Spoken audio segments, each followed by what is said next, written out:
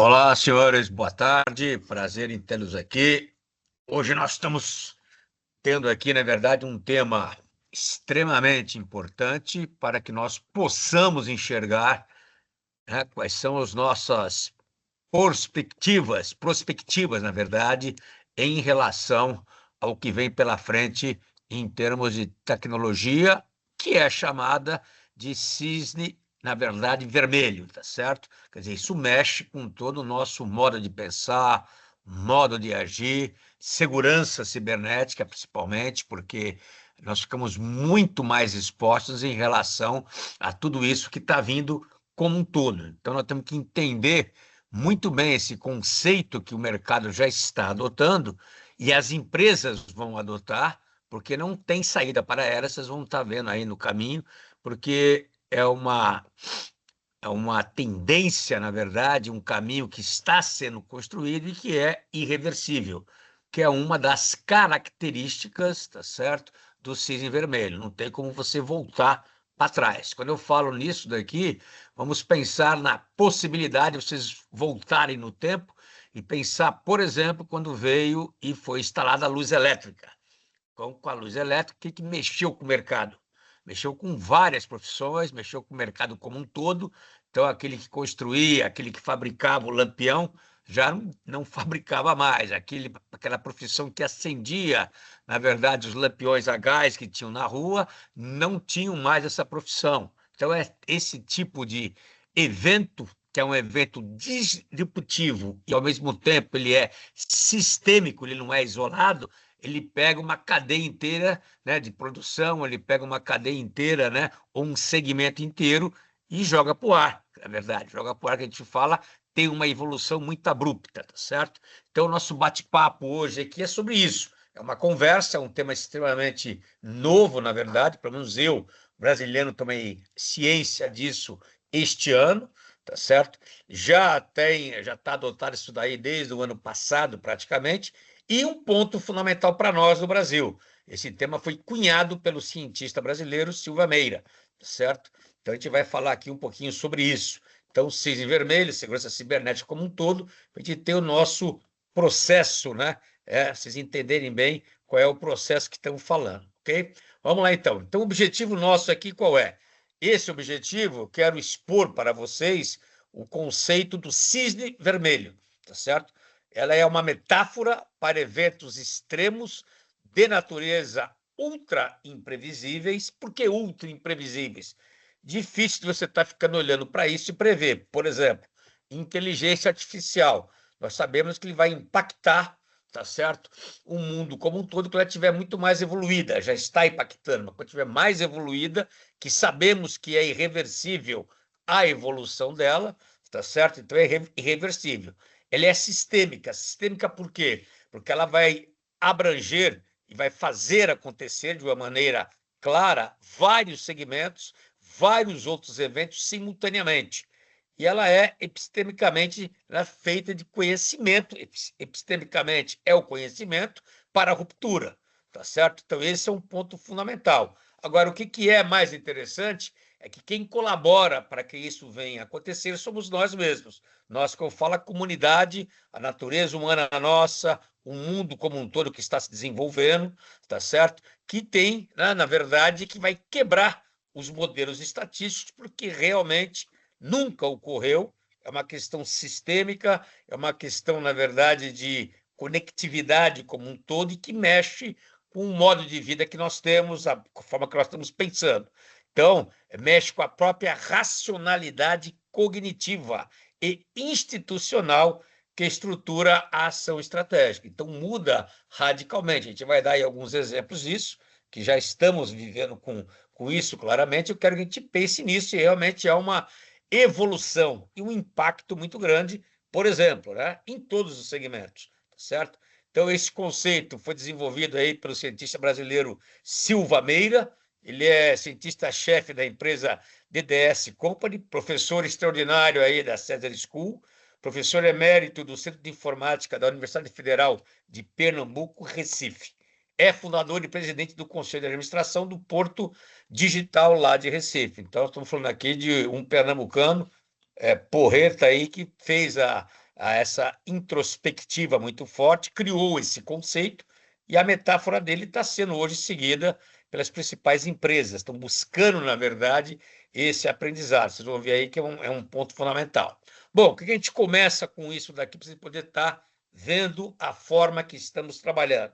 Então, quer queira, quer não, segundo, né, o Silvio Meira, a revolução, né, digital está já no mercado há mais de 50 anos, tá certo?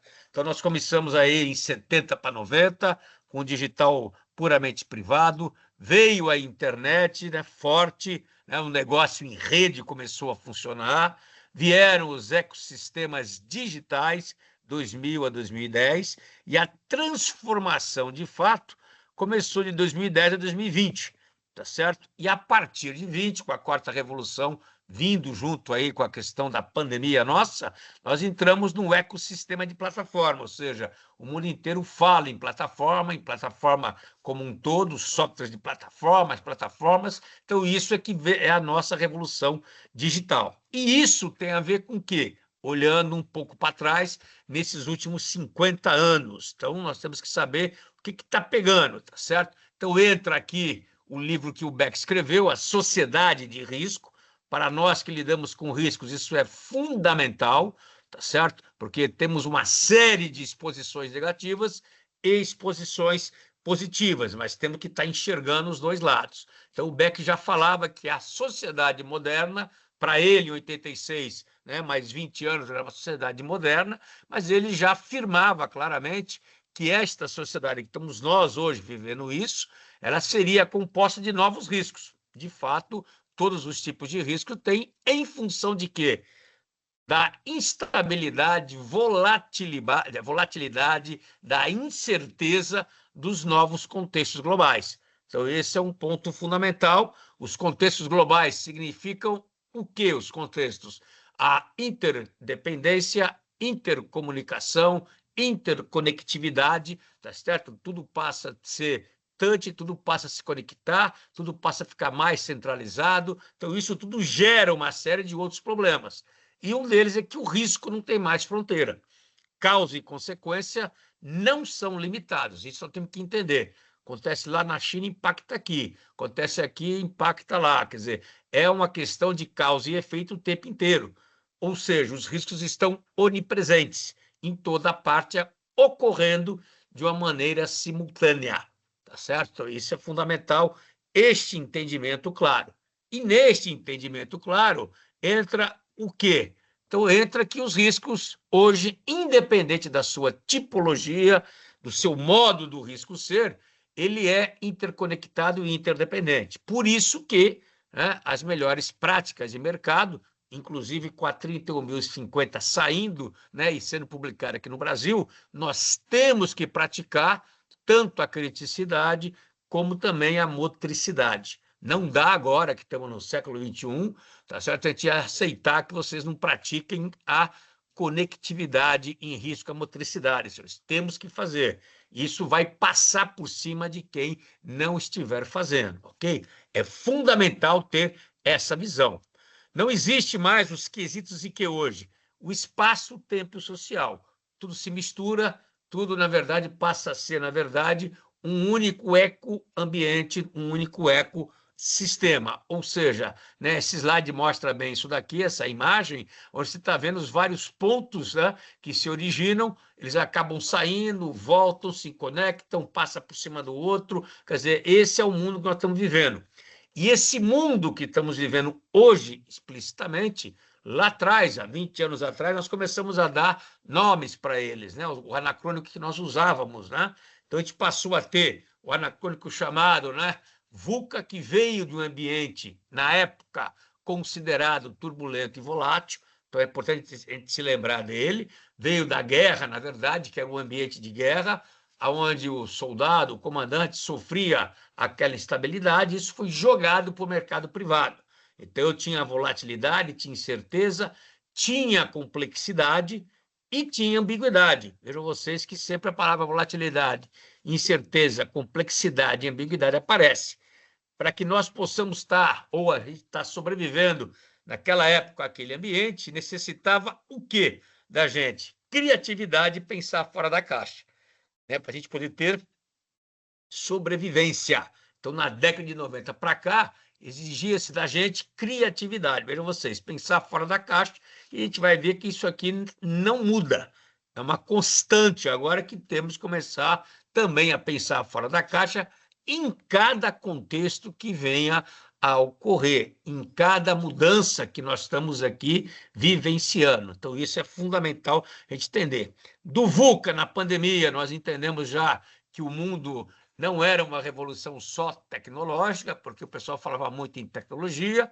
O pessoal do BANI passou a entender que ela é também antropológica, que estava centrado especificamente no recurso humano, o que é um ponto importante, tá certo? Então, o BANI veio para dizer que nós temos que ter respostas para tudo, eu não posso ser frágil, tenho que ser antifrágil, como Nassim Taleb já falava para nós.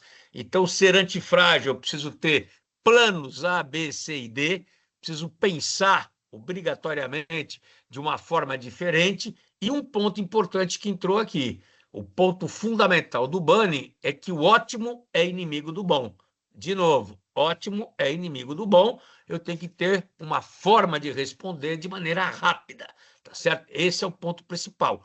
Posso errar, como é o ansioso aí, tá certo? Eu posso errar, tenho que errar. Por quê? Porque eu vou fazendo tentativas, mas tenho que responder rápido, né? E nós, inclusive, saímos da pandemia em função disso, que nós quebramos paradigmas, nós quebramos algumas regras. Então, nós quebramos as regras, por exemplo, da vacina. Por quê? Uma vacina demoraria 5 anos se fosse seguir todo o protocolo, ou 4 anos, né? Mas não 2 anos. Então, houve quebra de protocolo, tanto é que a vacina não é, ou não foi, na época, 100% eficaz.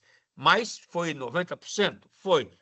Ajudou a gente? Sim, senão não estávamos aqui falando, tá certo? E teríamos que entender que o mercado ele é totalmente instável. Esse era o novo normal que o pessoal vendia e que a gente assimilava, ou seja, tudo que ocorre, preciso saber reagir a tudo que acontece.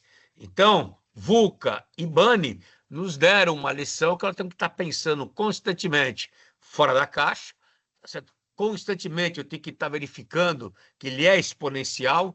O exponencial tem uma alta velocidade, tem uma alta conectividade, tá certo? E eu preciso ter resposta para tudo, não posso ficar sentado esperando, né? Tanto o VUCA como o BANI obriga a gente, né, obrigou a gente a repensar de maneira clara a questão de quê? De inovação. Para eu pensar fora da caixa, eu tenho que inovar. Inovar o quê? Inovar a forma como eu estou fazendo, né, os meus processos, inovar a forma como estou gerindo riscos, tá certo? É uma das grandes críticas hoje no mercado como um todo é que a gestão de riscos ela é vagarosa, ela é burocrática e que não dá retorno suficiente, tá certo? Esse é um dos pontos fundamentais do mundo, outro que eu vou falar daqui a pouco. Mas a inovação é um ponto principal. E o Schumpeter entrou lá atrás, vejam vocês, em 39, quando ele escreveu lá sobre os ciclos econômicos, o que ele falava? Eu tenho que fazer constantemente a chamada destruição criativa. Ou seja, eu tenho que rever constantemente os nossos processos, os nossos produtos.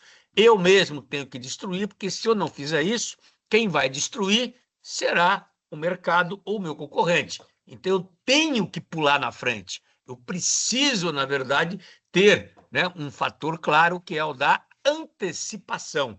Isso é fundamental. Ele falava isso em 1939, senhores, antes da Segunda Grande Guerra. Então, o que é inovação? Ele está associado a um aspecto prático de colocar a ideia em ação. Então, não é teoria, não é laboratório puro e não é burocracia ou não é escova bit-byte. Tem que ser prático. A inovação será a primeira aplicação prática. Ela tem que criar valor. Isso acende a luz da gente hoje, que nós temos que estar revendo os nossos conceitos, inclusive o conceito de IA, inteligência artificial, para saber até onde que nós devemos avançar, tá certo? Esse é um ponto fundamental, tá certo? Essa é a grande discussão técnica, tá certo? E ética sobre a governança de IA. Não tem regra hoje, vale tudo, tá tá certo? Esse é um ponto, né, que temos que estar raciocinando. Então, se está pensando em inovação de produto, serviço e processo, obrigatoriamente. Isso para nós é muito importante. E por que que é importante? Que se eu não conseguir inovar os meus processos, a forma com que eu trabalho, a maneira como eu faço, na verdade, o meu trabalho, alguém vai inovar por mim e eu vou acabar dançando. Então, isso é fundamental, pensar de uma forma clara, eu ficar questionando os meus modelos. VUC Bunny, senhores, era isso basicamente que nós tínhamos que estar fazendo. Tanto é que eu sempre mostro para vocês, tá certo? A questão de a gente estar sempre em movimento, que é a gente estar se reinventando de forma corrente, de forma contínua, tá certo? E o exemplo que eu sempre dou é o exemplo de uma estrutura extremamente rígida, que é o exército americano ou os exércitos do mundo. São estruturas rígidas, extremamente, né, não bitolada no sentido de não ter abertura, mas que tem que cumprir aquela regra, tá certo? Então, isso é um ponto fundamental. Por exemplo, vocês olharam, aí tiveram a mega operação do Rio, por exemplo, o que os traficantes, na verdade, inovaram de maneira muito clara? Inovaram com os drones lançando granada. Foi uma adaptação que eles fizeram. Então, eles pensaram fora da caixa. Tá certo? Pegaram o drone e reinventaram, ok? Então, um ponto fundamental, olhando vídeos lá da guerra da Ucrânia, etc. Vejam vocês que é uma reinvenção. E pegou, de certa maneira, o estado de surpresa. Então, isso é um ponto que a gente poderia estar observando. Mas aqui o general, né, Stanley, o que ele fez? Ele apanhava, na verdade, do Talibã. Quando eu falo apanhava, ele era o comandante das forças especiais, né, dos aliados lá no Afeganistão, no início da guerra, há praticamente 20 anos. E ele não entendia por que que ele, força especial, o exército americano, o exército inglês, o exército que estavam lá lutando no Afeganistão, apanhavam do Talibã, que era uma estrutura desorganizada, uma estrutura que não tinha 1/10, né, da estrutura que ele possuía, e eles viviam levando cacete. Ou seja, quando fala levando cacete, quando fala apanhando, é que eles sempre chegavam atrasados, ou quando iam fazer a respectiva operação, não dava em nada, porque na realidade não conseguiam pegar ninguém. Então, ele escreveu, inclusive, isso no livro dele, O Time dos Times. Quase tudo que nós fizemos corria contra qualquer grão de tradição militar, né? E práticas de organização, ou seja, ele teve que se reinventar e teve que quebrar, porque o Talibã agia desta maneira. Não que ele copiou o Talibã, ele teve que fazer, na verdade, uma adaptação, tá certo? Então, eles abandonaram preceitos que ajudaram a estabelecer a eficácia do exército no século XX. Mas no século XXI o jogo era outro. A grande sacada dele foi essa. Ele conseguiu transformar, tá certo, o processo dele, de uma maneira muito mais prática, muito mais eficaz e efetiva para poder atingir os resultados, tá certo? Então, o que que ele fez na prática disso? Ele mudou a forma de trabalhar, senhores. Ele mudou a forma de ter o organograma integrado. Então, essa foi a grande sacada dele, quando ele quebrou parede, quando ele quebrou, na verdade, foi transversal para poder não seguir o book. Ele não seguiu o book, então ele quebrou paradigma. Viram vocês que para ele foi muito difícil, mesmo ele sendo general 4 estrelas, mas como ele era o 4 estrelas, era o 01 da turma de West Point, Academia Militar. Então ele tinha, na verdade, um certo resguardo e uma certa fama de seguir o processo e que era um cara bom. Então ele arriscou isso, ele colocou o nome dele em jogo. E o que foi que ele fez, então? Ele conseguiu compartilhar o quê?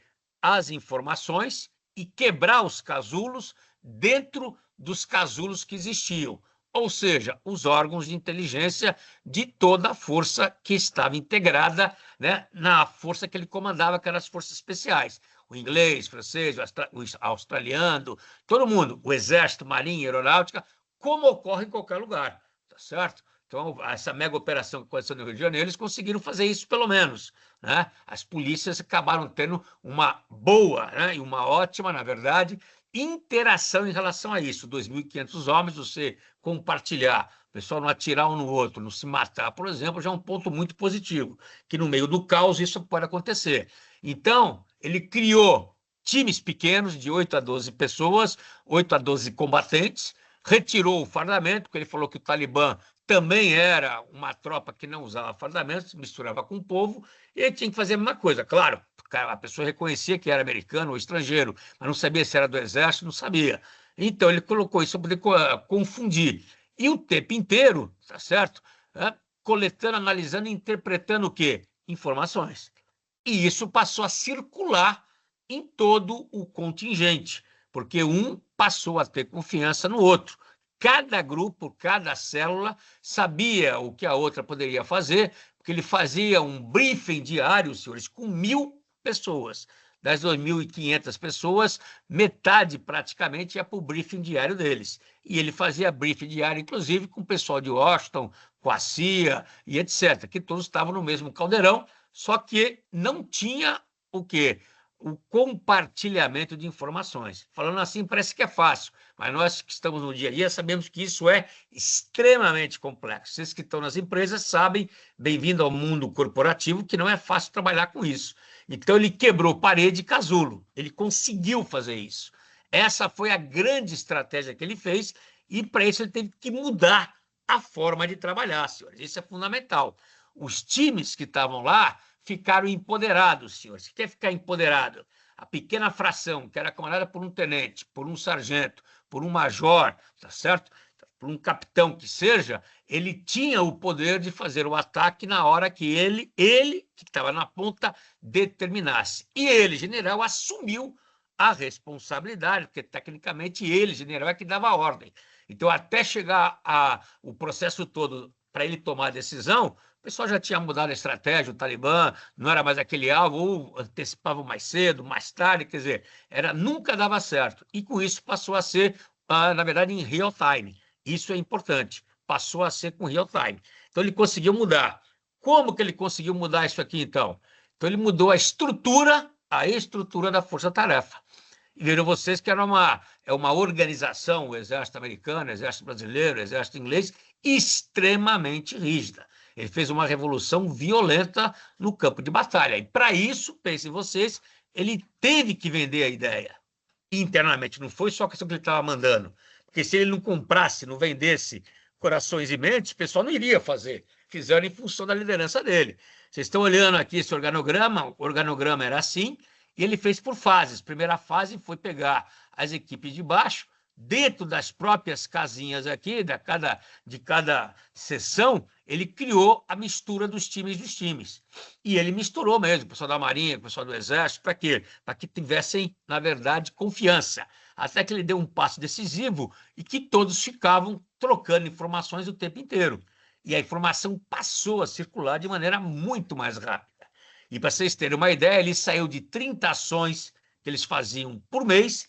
Das 30 ações, ele não atingia um nível de 70% de eficácia, então era de ineficácia, só 30% que era considerado eficaz, e ele conseguiu fazer de 30, começou a fazer 120, na verdade, ações, porque os times foram totalmente subdivididos, então aumentou o volume, né, de pessoas no campo, obrigatoriamente, tá certo? E a eficácia dele saiu, na verdade, de 30%, subiu para 60%, 65%, quase que dobrou, em função de quê? Da agilidade que ele teve.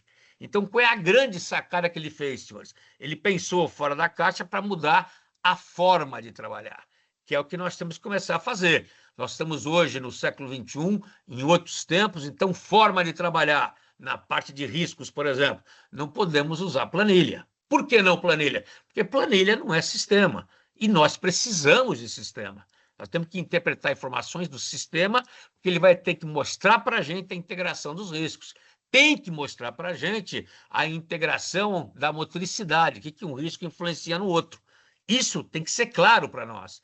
E vocês têm que pedir isso, seja o sistema que for, senhores. Nós temos o sistema porque eu vi, se a gente não usasse sistema, nós, como consultores hoje, ficaríamos para trás.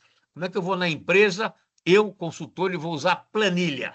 Não tem mais jeito, senhores, desculpe, não tem. Vocês, como clientes, têm que estar batendo na porta e condenando isso, obrigatoriamente. Não dá para a gente chegar lá na porta, bate, eu vender uma consultoria de um risco estratégico, um risco operacional, eu vou usar planilha. Não dá, velho. Não dá. Estou no século passado, e eu estando no século passado, eu bato de frente com o mundo vai dar. Mas para o Talibã aqui, ele conseguiu fazer. Então, ele se adaptou, né, ao novo ator, que era o Talibã, ao ambiente que ele estava. Então, isso que é importante. criou confiança compartilhada e cada equipe olhava seu umbigo. Aí passou a olhar o umbigo de todos juntos. O que eu quero dizer com isso, o que ele escreve no livro dele, é justamente isso. Ele falou que todo mundo passou a pensar de uma forma, né, coletiva. Todo mundo passou a olhar qual era realmente a grande missão que eles tinham que fazer. No nosso caso é o mesmo. A gente pensa em risco, por exemplo, e nós temos que perguntar por que a primeira linha não colabora? Todo mundo reclama. Como que é a primeira linha? Como que não é? Um dos motivos, do meu ponto de vista, é o pessoal usar planilha, porque a primeira linha não vai querer fazer planilha, que é um trabalho do cão, não tem como integrar. E nós não olhamos isso, vocês não olham isso. Isso é um motivo de pedir, né, sistemas para a própria empresa. Velho, como é que você quer que o cara preencha? Então, se é para fazer para inglês, a gente não faz. Então, é um ponto fundamental essa decisão. Senão, vocês ficam enxugando gelo, como grande parte das empresas aí, desculpe, enxuga gelo, porque essa é uma questão básica. Não tem como você enfrentar, na verdade, o seu dia a dia hoje somente com planilha. Desculpe a minha franqueza, mas essa é uma realidade nua e crua. E para poder, né, a gente, na verdade, comprovar isso que eu estou falando, o mundo hoje ele é outra realidade pós-pandemia, inclusive. Tá certo? E esse mundo hoje chama-se mundo nave, senhores. Tá certo? Então, saímos do VUCA, entramos do BANI e estamos no mundo nave hoje. Aonde, se a gente for olhar, ele fala mais ou menos a mesma coisa, mas com uma única diferença. Então, ele fala da não somos mais lineares, os outros dois também falavam isso. Ele é acelerado, também falavam disso. Volatilidade, também falavam nisso, mas a interconectividade foi colocada como a sigla agora. Então, mudou radicalmente a forma da gente enxergar. Então, se o mundo hoje é considerado nave, em função que não somos lineares, somos acelerados e somos voláteis e interconectados, eu preciso fazer a interconexão com os riscos, senhores, obrigatoriamente. E cabe aos senhores cobrar isso daí. Então, nós saímos de um único vetor, que era uma disrupção tecnológica, para entrar em N vetores multidimensionais, interconectados e, ao mesmo tempo, sistêmico. Sistêmico é aquilo que influencia um sistema como um todo, um ambiente como um todo. Não é, na verdade, isolado, tá? Então, ele é sistêmico, influencia isso como um todo. E por que isso acontece, então? Então, aí vem as explicações. Primeiro, as mudanças não têm mais um padrão previsível. Elas são abruptas e disruptivas. Quer dizer, quebra o padrão, faz a gente repensar. Pega o Brasil agora, você pega lá no Paraná, vento de 250 quilômetros. Isso nunca aconteceu de forma clara. Está acontecendo no Brasil, ultimamente. Então, é uma mudança de paradigma, é uma mudança da forma de trabalhar. Trabalhar em quê? A engenharia tem que estar preparada para isso. Quando vai construir um prédio, vai construir uma fábrica, vai construir um galpão, e nós temos que perguntar para evitar o quê? O que aconteceu na Toyota, que pegou fogo, porque foi destelhado, caiu e etc. Então, eu estava essa semana retrasada dando uma palestra num cliente do Rio de Janeiro e eles falaram assim, mas não tem a construção. Falei, mas não tem a construção, mas não houve o quê? Uma prospectiva de olhar a mudança do tempo. E hoje nós temos que pensar nisso, senhores. Nós temos que até pensar se no futuro aqui no Brasil vai ter ou não terremoto, ou pode ter, com o deslocamento das placas tectônicas. Temos que pensar, mas você está voando muito. É loucura? Não, não é loucura. E tudo é possível. Quem falava que hoje, né, lá atrás, há 20 anos atrás, 30 anos, nós íamos ter ciclone? Ninguém, você ia falar que você era louco, certo? Muito bem. Essas mudanças são aceleradas por quais fatores? Tecnologia. Por quê? A IA está dominando, a IA vai mexer com o nosso padrão de vida, nosso modo de vida, já está mexendo, e temos que entender isso claramente. Crise climática, acabei de falar, é o óbvio. E geopolítica, quer dizer, no mínimo isso. Então, são fatores que vão influenciar, fatores que influenciam. E isso mexe com o modo de vida, etc. Aumenta a fome, diminui a fome, aumenta a migração espontânea, diminui a migração espontânea, e por aí vai, certo? Nós sabemos disso, vocês sabem disso.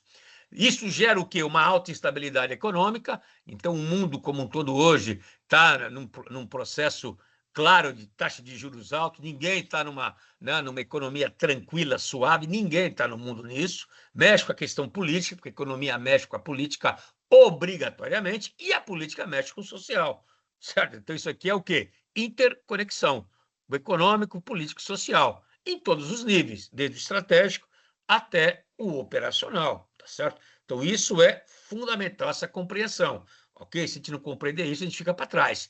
E esses riscos, os eventos, tá certo? Estão o quê? Conectados em redes complexas e globais. Claro, se acontece a guerra lá na Ucrânia, como aconteceu, a guerra no Oriente Médio, como já aconteceu, né, a minha cadeia pode ser o quê? Interrompida, ter uma disrupção na minha cadeia logística. Ah, mas isso é muito estratégico para mim, velho. Então, pega o chapéu, senta, que você vai ser mandado embora em breve. Se você não está up to date nos assuntos que a empresa está precisando, tá certo? A sua área é uma área que é teoricamente dispensável. Mas não tenha dúvida disso, senhores. Isso está acontecendo hoje no mercado como um todo, ok? Então, essas características, esses eventos, é o que está acontecendo. E aí entra um ponto fundamental, que o nosso amigo Silvio Meira já fez a integração do mundo físico, obrigatoriamente, né? Obrigatoriamente, com o mundo social e o mundo digital. Então, ele casou 3 dimensões para dizer que hoje o nosso novo normal é o chamado figital, tá certo? O físico digital, na verdade, e o social, tá certo? Então, o figital é o casamento do mundo físico, digital, tá certo? E o social. Na quarta revolução, o pessoal falava que tínhamos uma união entre o físico e o digital. Hoje nós temos que falar digital, físico, mais o social é um ponto importante. E se vocês olharem aqui essa imagem, o vetor social é o que fala mais, tá certo? Então, isso é fundamental, este entendimento. Ele pode ser considerado até motriz, porque em função do social é que as coisas, na verdade, ocorrem e acontecem, tá certo? Então, nós temos que entender este processo. Temos que entender que a gestão de risco hoje, inclusive, em função do mundo nave, ela está desalinhada e desconectada do que está acontecendo hoje no mercado. Então, ela é praticada atualmente pela maioria das empresas, pesquisa da Ernst Young, com os clientes dele, Brasil e mundo, na verdade, que os processos de riscos, a forma como estamos trabalhando, ainda é do século XX, século passado. Né? Também planilha, a gente faz uma revisão dos riscos, na verdade, uma vez ao ano ou, na verdade, a cada 6 meses. Risco hoje tem que ser online e real time, senhores. Eu tenho que acompanhar o risco de maneira clara. Então, a primeira linha tem que estar ciente disso. Agora, ela não vai estar, se ele tiver que preencher N planilhas, fazer na mão, o cara vai chutar. E é o que acontece hoje. Tá? Então, nós estamos desalinhados, senhores, com o mundo nave. Por isso que ocorrem vários tipos de risco, eles se materializam e as empresas são pegas de calça na mão. Tá certo? Em uma época com mudanças aceleradas, uma grande instabilidade, volatilidade, a gestão de riscos depende de processos lentos e intermitentes. E é uma verdade, senhores. Nós dependemos de processos lentos, muito lentos, e intermitentes. O que é intermitentes? É no soluço. A gente faz revisão a cada semestre ou a cada ano, que é uma coisa ridícula que não dá para acompanhar, certo? Se eu for olhar o que eu estou falando aqui do mundo como um todo, a gente fica completamente a pé, ok? Então, isso é fundamental. E para isso entra uma questão séria também, que eu sempre passo. Change your mindset, ou seja, eu preciso trocar o meu mindset. Não tem jeito. Isso eu bato bastante quando eu dou palestra, curso. O pessoal olha, fica pensando, esse cara está voando, esse cara está sonhando. Não, as coisas estão ocorrendo debaixo do nosso nariz, dos nossos olhos, e estamos deixando passar. Não estamos acompanhando, tá certo? Aqui, hoje, o Mundo Nave pede que a gente faça, na verdade, né, na nossa área, não pode ser isolada, e grande parte das empresas que eu conheço, que a gente trabalha, a área é isolada. A área não tem conexão. Não tendo conexão, você não trabalha, por exemplo, com a norma nova, que é 30.050, que tem um ciclo de inteligência para saber como que nós estamos. O ciclo de inteligência serve para quê? Para eu ter a informação correta no ponto certo. E mais um framework de riscos. Então, é um processo integrado. Inteligência contínua. Não tem inteligência para hoje ou para amanhã. Ela é contínua, senhores. Então, nós temos que ter esta visão holística como um todo.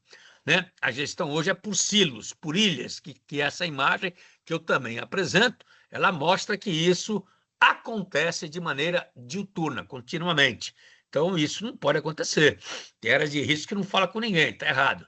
Então, em ambiente, né, ambiente que nós estamos vivendo hoje, incluindo o Brasil, né, com mudanças que são, na verdade, exponenciais, nós temos que mudar a nossa forma de trabalhar. Temos que mudar, não tem jeito, tá certo? Temos que ser muito mais ágil, uma visão muito mais prospectiva do que uma visão apenas de tendência. Aí entra outro ponto importante. A nossa visão, junto com a estratégia, ela é integrada. E isso, senhores, eu não vejo acontecer. Não vejo acontecer, desculpe, não vejo. Tá certo? A área de risco está desconectada da estratégia, certo? Na maioria das empresas, por quê? Porque não vende bem o peixe dela perante a alta administração, tá certo? Isso não ocorre. As instituições, elas vão ter êxito se o papel de gestão de riscos for um papel de empoderamento. E isso não acontece por culpa nossa, senhores. Por que culpa nossa? Nós não estamos mostrando para que viemos. Então, isso é importante, tá certo? Decisões estratégicas são nossas. Nós, inclusive, não temos que vender o peixe nosso apenas limitando as ações. Grande parte faz. Nós temos que ganhar ou mostrar nosso valor assumindo o risco junto com a empresa. Então, esse é um ponto fundamental. E aí, o nosso amigo Silvio Beira, ele fala que a empresa, para poder sobreviver, ela tem que ter algumas fundações estratégicas, fundações a nível, né, estratégico digital. Então, se vocês forem olhar aqui, ele fala que temos que ter 4 fundações. Uma, temos que ter uma transformação estratégica. A outra, eu preciso ter experiências fluídas, tá certo? Tem que fazer coisas incrementais, interativas. A outra, flexibilidade combinatória. E a outra, preciso ter plataformas digitais para toda a empresa. Para que isso daqui? A minha empresa tem que ser uma empresa organizada em processos, obrigatoriamente, tem que ser burocrática, preciso aprender sempre. Organização que aprende, olha lá. Organização tem que estar em rede. Rede é estar o quê? Conectada. Rede é estar o quê? Interconectado. E ponto importante, organização em times.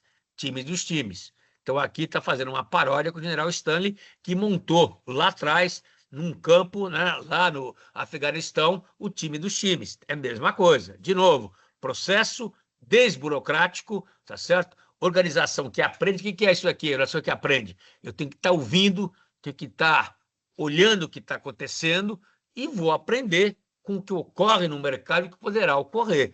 Então, nós somos hoje alunos o tempo inteiro. Nós, vocês, tá certo? Isso é super importante. Esta visão é uma visão que entra no mundo aí do cisne vermelho. Então, isso é fundamental, esse entendimento, tá certo? E ele fala justamente isso. Essas 4 fundações lógicas foram desenhadas por quê? Para criar, evoluir, adaptar e transformar o negócio. Tá certo? Aonde? Para futuros o quê? Digitais, quer dizer, para a integração do físico, digital e social, senhores, nos quais tudo é software. E é verdade.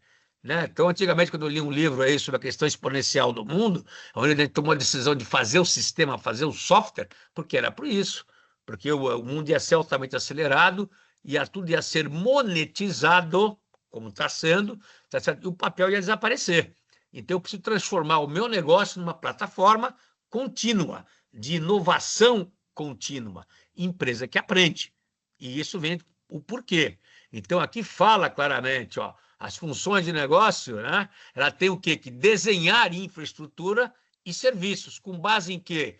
Em plataformas digitais que vão entender os fundamentos do negócio. E aí sim ele habilita a funcionalidade. Então, a tríade de infraestrutura, aplicação, é a plataforma, tá certo? Ele fala que é o ecossistema digital, tá certo? E a participação é de todos, tá certo? Então, esse é um ponto fundamental. Ele até fala aqui, ó, gestão de conhecimento no IE do negócio, inclusive em termos de algoritmo. Agora, por que ele fala isso? Então, agora vamos entender o que vem a ser, então, o cisne negro. Falei aqui praticamente 35 minutos, 40 minutos, para quê? para a gente entrar aqui e vocês entenderem o que vem a ser o cisne vermelho. Então, o que é o cisne vermelho? De novo, ele foi desenvolvido pelo Silvio Meira para fazer uma metáfora, um contraponto do cisne negro. O cisne negro, senhores, obrigatoriamente, que é da Cintaleb, ele vem representar eventos raros e imprevisíveis que causam grandes impactos. O cisne vermelho não é isso. Ele refere a uma ruptura que vem e que vai mexer no sistema em todo. Que sistema que é esse? Pode ser um sistema logístico como um todo, do mundo inteiro, pode ser um sistema de comunicação, pode ser do nosso corpo, não interessa. É um sistema e isso aí mexe no mundo inteiro ou mexe da forma como nós estamos mexendo, vivendo e nós estamos estruturando. E não apenas nos surpreende, mas vão redefinir a forma como vão ter que fazer nova empresa, novos negócios, como que vamos tocar a nossa vida, em termos de quê? Paradigmas que vamos quebrar tecnológicos e sociais. Por exemplo, a inteligência artificial, ele fala que é um cisne vermelho. Por quê? Porque, na realidade, nós fazemos parte da comunidade que apoia ou que, na verdade, dá força para a inteligência artificial. Se você está dando força para a inteligência artificial, obrigatoriamente você está colaborando para ter um cisne vermelho em cima da inteligência artificial, que não é errado, tem que estar só preparado para isso, tá certo? Então, para o cisne negro, né, a gente vai continuar com uma abordagem tradicional de um estresse extremo. Cenários de falha, né, profundo, impacto muito alto, impacto massivo, probabilidade baixa, tá certo? Então, e dependendo do setor, ele vai ser colocado no bico do corvo. A ruptura que vai acontecer no cisne vermelho não é essa, tá certo? Então, para o cisne vermelho, deve entrar como uma categoria de um risco emergente ou um risco transformador. Por exemplo, a inteligência artificial, ela não é um risco emergente mais, porque nós estamos já verificando, mas é um risco transformador. O que vai ser da nossa vida daqui para frente? Como é que nós vamos estar gerindo os robôs que já estão no mercado, praticando, operacionalizando determinadas atividades que ainda não são complexas. Exemplo, esses dias fui numa padaria lá em Tamboré e quem ia entregar, na verdade, né, o sanduíche, a Coca-Cola para quem pediu era um robozinho. Robô. Andava via. No hospital do Einstein aqui e no Sírio, tem robô que vai pegar o remédio lá na farmácia e que ele sobe e entrega. Então, isso já é. Quem se eliminou disso daí? De uma função extremamente operacional e braçal. O atendente. Então, isso já foi embora. E aí começa a virar commodity. Então, vamos pensar nisso que é importante.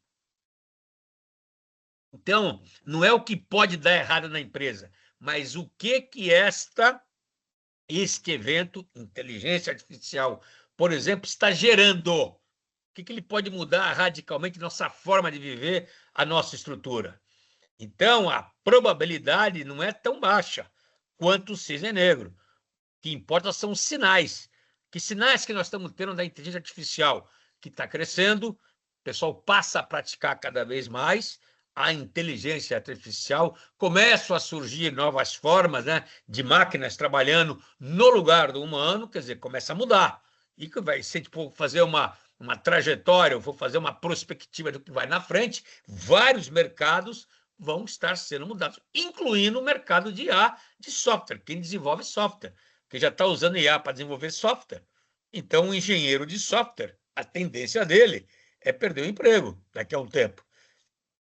Ou virar commodity. Esse cara não vai ser mais de software, vai ser de IA para gerenciar, para ele poder desenvolver novos algoritmos e para ele garantir para a empresa a propriedade intelectual, que vai ser difícil no futuro, tá certo? Então, isso é um ponto fundamental para que vocês possam vir a entender. Isso é o cisne vermelho, senhores, obrigatoriamente, tá certo? Então, é nessa cadeia que nós estamos. O impacto pode ser sistêmico, sistema numa cadeia como um todo. Eu posso ter um assalto feito por um robô? Pode, dependendo do tipo de robô. Eu posso ter um assalto feito por um robô que vai coletar dados? Pode. Não vai ser mais o cara que vai coletar, colocar a cara dele para poder apanhar. Então, a governança do risco deve incluir o quê?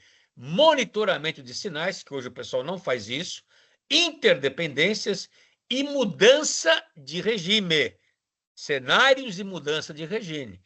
Isso significa o seguinte: o que pode acontecer? Por exemplo, se eu colocar robô no lugar do vigilante, que já está ocorrendo também. O que isso significa? O meu mercado vai ser mais caro ou mais barato? O mercado daqui a um tempo, senhores, com um robozinho lá, tem que ser 30 vezes mais barato. Por quê? Não tem 13º, não tem hora do almoço, não tem nada. É máquina. Vai estar fazendo um trabalho de uma função complexa até, mas ele vai estar o quê? Parametrizado para isso. E aí o mercado muda. O modelo de negócio muda, vocês entenderam? O modelo de negócio muda. Se muda o modelo de negócio, muda tudo. Muda a forma de trabalhar, muda o que eu vou vender. E, obrigatoriamente, vou ser pressionado, eu que vou ter o robô, pelo preço, porque vai virar commodity. Não tem jeito. Esse vai ser o mercado. Tá certo? Hoje pode estar mais caro, mas daqui a um tempo tem que ser mais barato. Não tem um custo operacional nosso, e tem uma empresa, veja bem, uma empresa de segurança, vigilância, que não se modernizar, qual é a tendência dela? Vai sair fora do mercado. Por que eu vou pagar um preço, né, 10 vezes mais caro que ter um fator humano com uma máquina? Pensem nisso. Então, a forma de trabalhar muda completamente. Em tudo. Em tudo. O engenheiro de software que hoje faz, na verdade, a programação, tem robô já fazendo, só você ensinar para ele. E até o nosso desenvolvedor interno nosso aqui falou que ele já começa a economizar 30%, 40% do tempo dele de produtividade. Então, não tem jeito.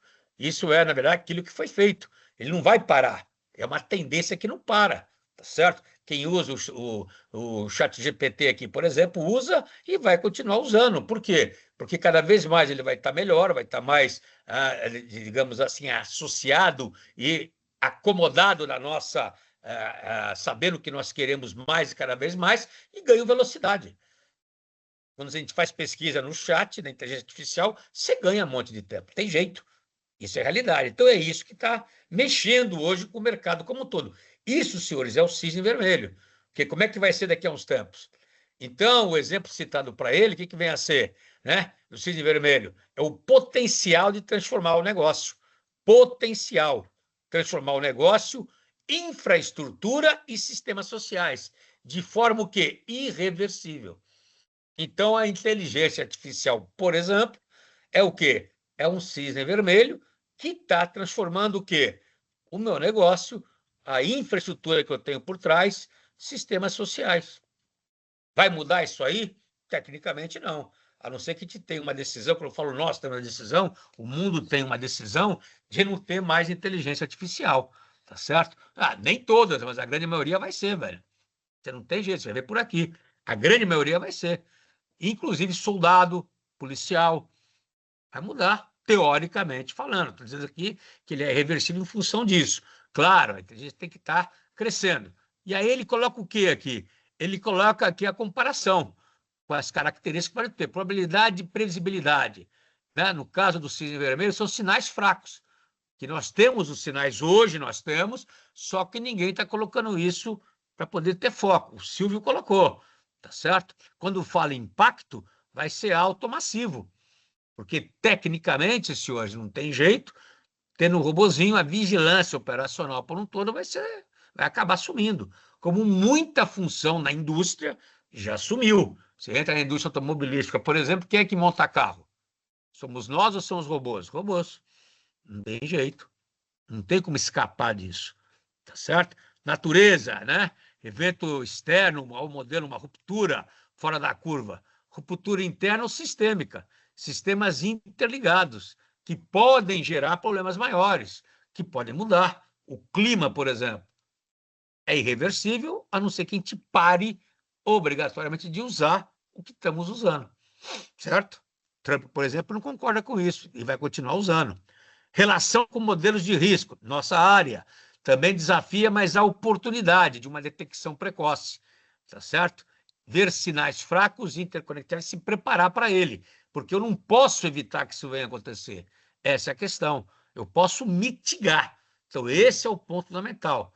Exemplo típico aqui, pandemia, falência de empresa, tá certo? Atentado terrorista, isso é o cisne negro. O que é o cisne vermelho?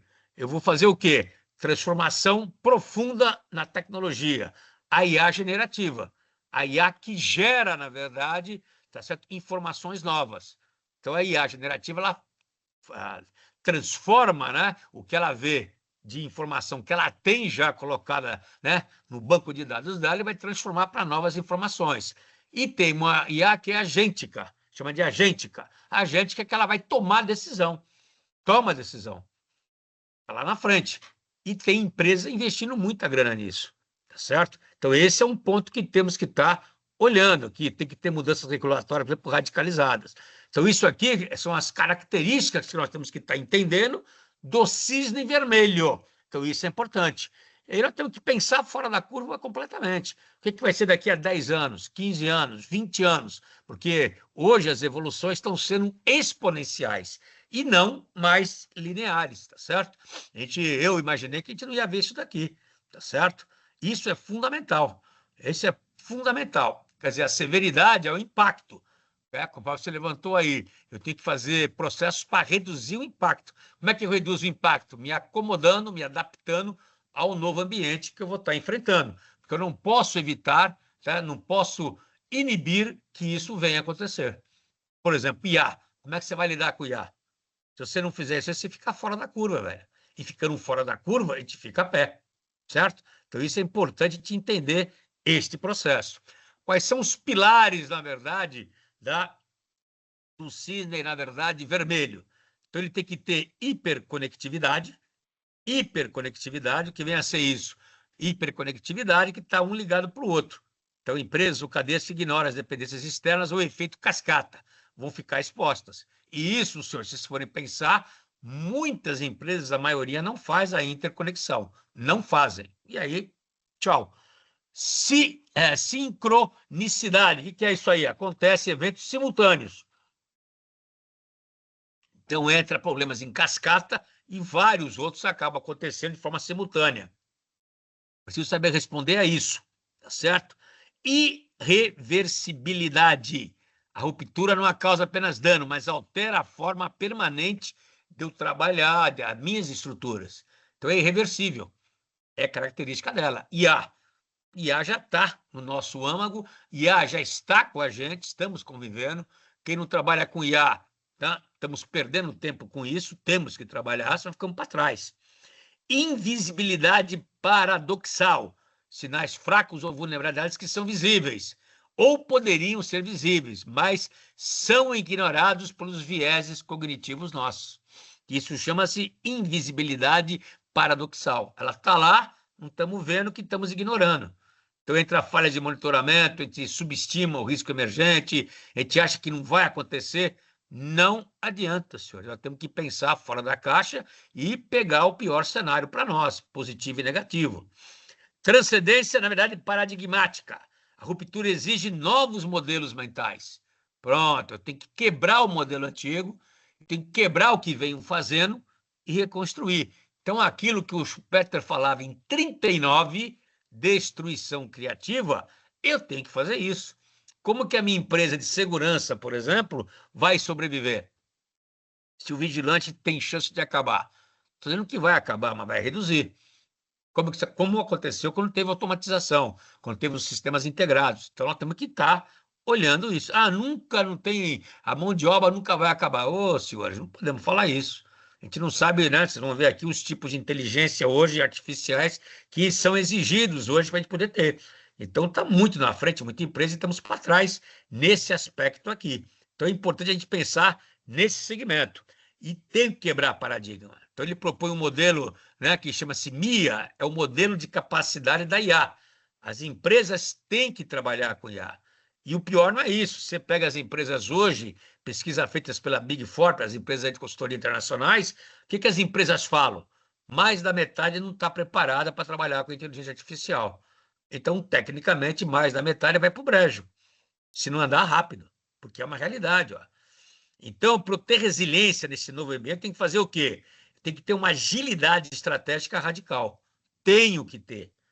Não é que eu preciso. Se não tiver, estamos fora da caixa. Capacidade de aprendizagem contínua. O que é isso daqui? Eu tenho que estar me recriando o tempo inteiro, pensando o tempo inteiro fora da caixa. Eu não posso manter o mesmo modelo de negócio que eu vinha fazendo há 10 anos atrás. Não tem mais lógica isso. Igual nós aqui, eu tive que mudar, o sistema. Por quê? Porque a questão da planilha, de uma hora para outra, vai ser dado um corte radical. E aí as pessoas que só trabalham em planilha vão dançar. Não tem jeito. Coragem de quebrar paradigma. E aí entra esse exemplo aqui, essa figurinha que eu acho fantástica, por quê? Porque você, né, está quebrando a parede, que era a sua parede aqui, que era o seu paradigma. Então, esse muro teu aqui era um paradigma seu, você tem que quebrar esse muro, destruir esse muro.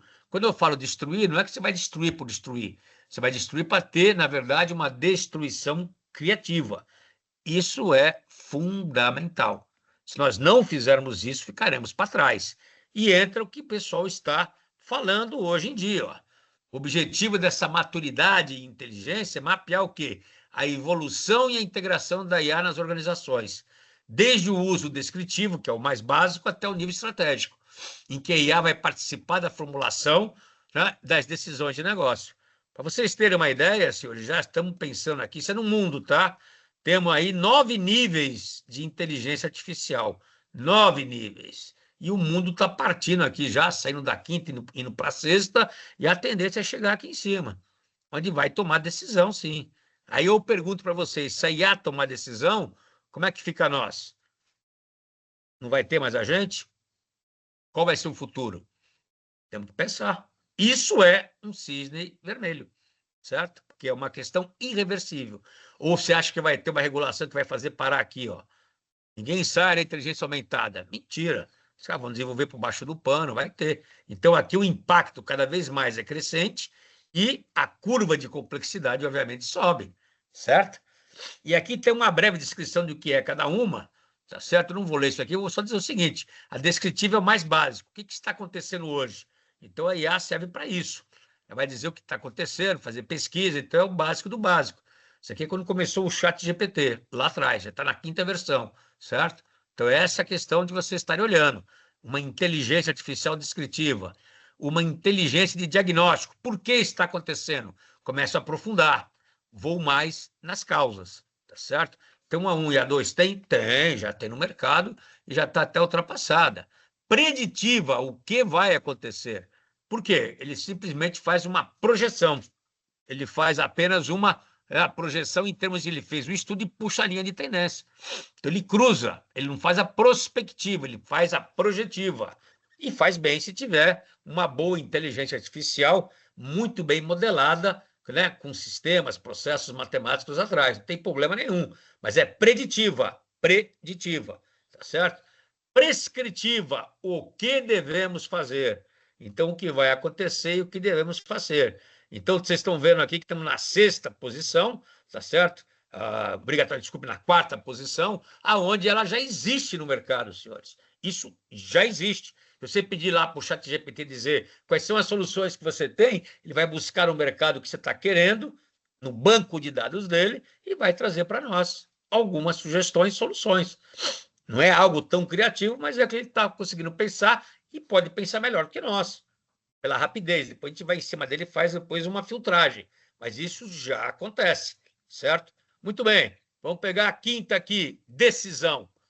A IA auxilia na tomada de decisão. Então, ela parte aí para poder ajudar a gente, os algoritmos para quê?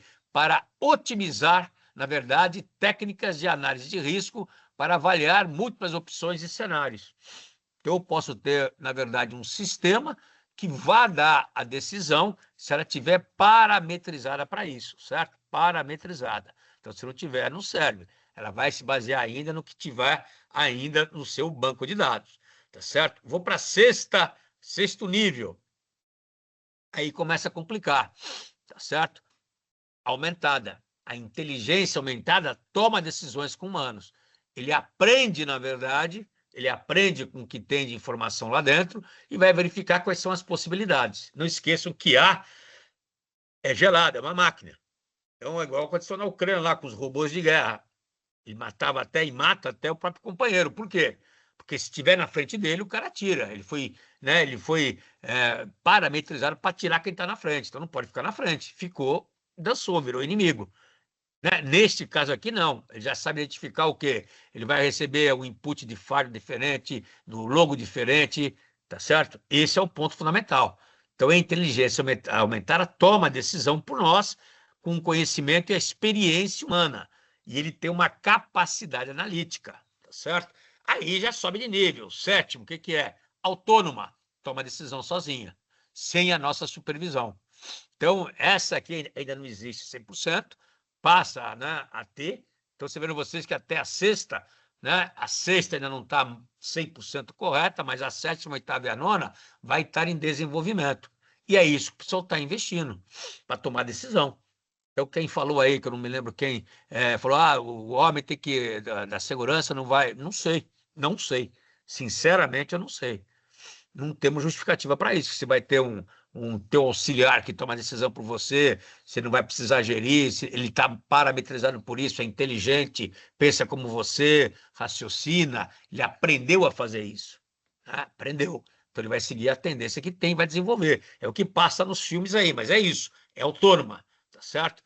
Adaptativa, ó, aprende e evolui. Mas é factível, e vai complicar, é isso mesmo. Adaptativa. Então, ela aprende e evolui com o aprendizado dela. O input que ela está recebendo, que ela está pesquisando, que ela está lendo, ela está dizendo, aquilo que estava lá atrás não faz muito mais sentido. Hoje, por exemplo, no chat não acontece isso. No chat GPT, você pede uma coisa para ela traz errado, inclusive. Constrói uma matriz aí, ela coloca lá o risco e tal, mas coloca meio chutado. Você perguntar para ela porque você colocou lá, ela vai dizer que foi pesquisa, que ela responde tudo. Às vezes foi chute dela, que tem que dar uma resposta, certo? Não é que teve uma análise, fez uma comparação, ela não tem essa inteligência ainda para isso, mas já pode ser feita. Então, adaptativa é isso.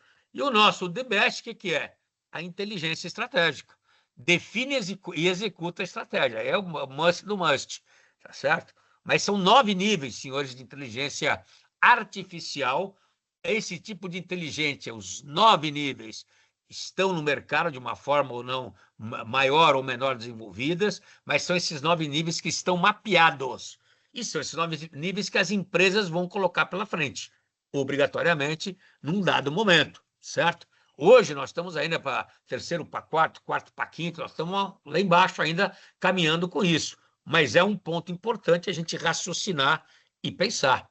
Então, a IA, hoje, ela é e será muito mais disruptiva como uma vantagem competitiva. Então, as empresas, senhores, né, não é a ganância, mas a arte das grandes corporações, das empresas, é colocar automatização. Se o cara pensar em handicap, em produtividade, é máquina. Estou errado em falar isso? Não estou.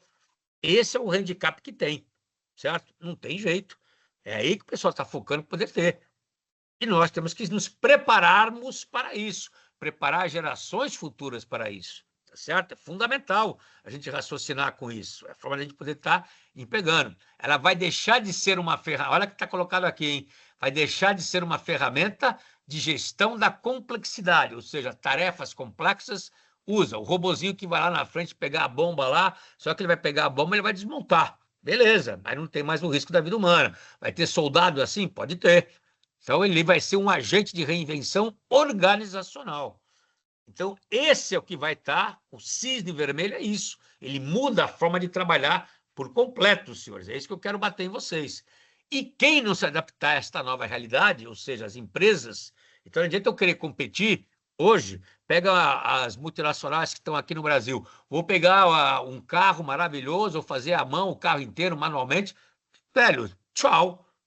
Fazer um carro por mês, 2 carros por mês, 3 carros por mês, vou cobrar tantos milhões aí para poder compensar? Não, ninguém vai pagar. Não tem mercado para isso. Pode ter um nicho muito pequeno, mas não vai dar. Então eu vou ser irrelevante economicamente. Não vou gerar valor, não vou agregar valor. E aí eu falo para a gente poder pensar nisso daqui, né? Quais profissões e áreas são impactadas? Se a gente pensar na nossa área de segurança, por exemplo, que a gente também trabalha, e os senhores também, você tem um robô. O que isso impacta com esse robô, que é um robô, né, ainda ultrapassado, digamos assim? Pô, interessante a gente falar isso, né? Robô ultrapassado, mas não é. Robô do hospital, ele já tirou emprego, ele já está automatizado, ele já trabalha e ele faz, tecnicamente, uma posição melhor o que do Vigão. É a realidade. Quanto custa esse robô? Aí vocês vão dizer para mim o seguinte: não, Maria, mas o homem é muito melhor. Não é, senhores. Se olhar a relação custo-benefício, não é. Não é. Pode colocar no papel. Porque, obrigatoriamente, o que vai o mercado pressionar as empresas que têm o robozinho? Vai ter que cobrar mais barato, velho. Você não tem mão de obra, você não tem 13º, não tem INSS, não tem nada. Como é que fica o governo? Vai arrecadar agora. Aí começa, certo? Tudo isso aqui é uma cadeia, é interconectada. E vai aumentando, certo? Não é que você tiver nesse nível aqui, já, um nível mais superior, ó, robô, etc. Você vai para o Japão, já tem robô no meio da rua fazendo controle de tráfego de carro, que não é esse daqui, está num nível superior. E quando chegarmos nesse nível aqui, ó, pronto, não precisa mais de vigilante. O robô que vai ser a portaria lá, vai ser muito melhor que ele ele está lá parametrizado para poder olhar a carteira de identidade, não vai ser nem enganado. Ele bateu o olho no carro, o carro está mal pintado, o logo da Polícia Federal está mal colocada, certo? É máquina, vai olhar. Não é que você vai enfrentar? Vai enfrentar o outro robô? Aí entra aquela história lá dos robôs, dos Transformers e tudo, mas só para brincar com vocês. Mas é isso aqui, ó. E isso aqui vale para várias profissões. O Silvio Almeida, se vocês entrarem no site dele, que eu acho que é importante, né? O DDS, né?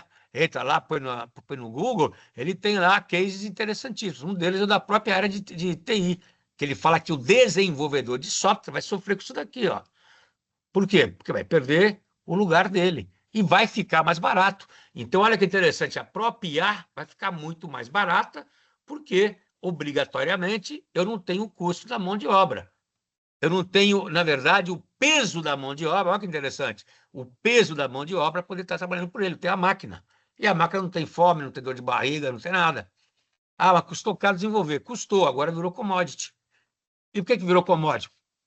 Pense nos equipamentos, pense nos computadores. Mesma coisa. O processo é esse. Até ficar barato, você tem que evoluir. Então, senhores, o que eu queria passar para vocês era esta ideia, era esta concentração aqui. Para nós que trabalhamos com riscos, temos que levantar riscos e oportunidades. Eu vou fazer depois um outro webinar sobre riscos do cisne vermelho, na verdade, mas nós temos que pensar nisso. A nossa missão hoje, no meu ponto de vista, a nível muito mais estratégico, é pensar nisso. O que é o cisne vermelho e o que vai impactar a gente. Porque isso aqui é a nossa pura realidade hoje. Né? Vocês pensam em montadoras de carro, em fábricas, né, que fazem grandes montagens, quem está lá é o robozão, né, descer na mamona rapidinho, não tem jeito. Esse é o perfil que nós temos. Ok, senhores? Alguém tem alguma pergunta a fazer? Alguma dúvida para poder tirar? Alguma crítica? Bom, senhores, então fiquem tranquilos, seguimos aqui a nossa vida, vamos pensar no que podemos estar otimizando isso e, principalmente, na inteligência artificial, trabalhar com muita ética e com governança, que é isso que, na verdade, o mundo hoje está pedindo. Ok, senhores? Agradeço aí de coração a presença de vocês, o apoio, como sempre, e o carinho. Forte abraço a todos, até uma próxima vez. Ok? Muito obrigado.